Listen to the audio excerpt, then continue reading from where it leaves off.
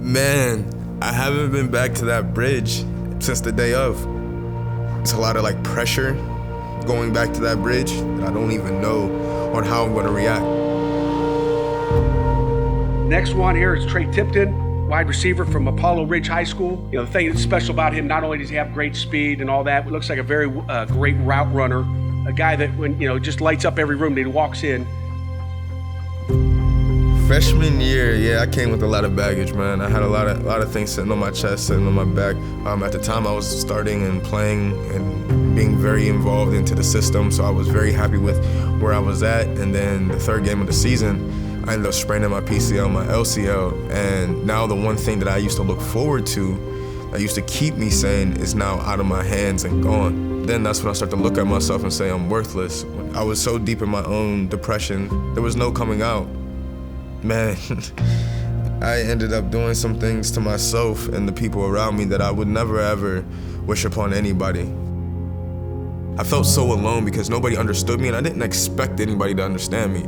But the one thing I did understand was that I wanted the pain to stop. And then my final attempt was at a bridge very close to Heinz Field. I was staring at the water and I started moving my feet and preparing myself to jump. I heard something say to me that you're not ready yet. I took my shirt off, dropped it into the water, and I told myself that would be it. I wasn't gonna go back to that. From this day forward, I'm going to be somebody better than I've ever been, no matter what it takes. Shotgun snap, throwing for the goal line, and that pass is caught. Touchdown, and that is Trey Tipton. Played 9 games, was loving it. I vowed to myself that I was a new person. On the 9th game against the University of Miami, I'm coming across the middle to catch the ball. The receiver shaken up, Trey Tipton. That was life-changing because now I'm put in a position where I thought that I was going to improve from the time when I was suicidal, and now I'm actually playing with life and death. And it's not by my own decision. And then these group of nurses changed my life completely. They never came in with a negative vibe. They never came in with not a smile on their face. So I vowed to myself that if they're able to smile with seeing these people living like this every single day, there is no reason that I cannot make them smile every single time they see me.